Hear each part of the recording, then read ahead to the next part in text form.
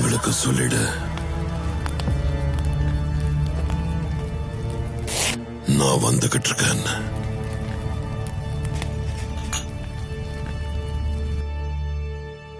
என்னோட கத்திக்காகவும் என்னோட KGF-க்காகவும்.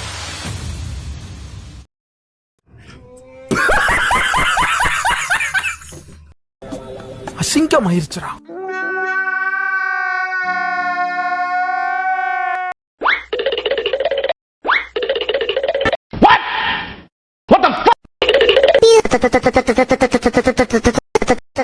இவன் பேர் மைக்கேல் ஜாக்சன்.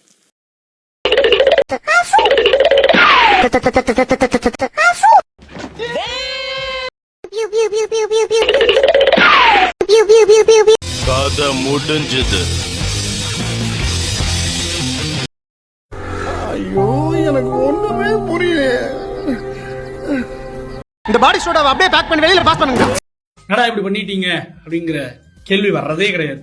நினைச்சேன்டா முடியல.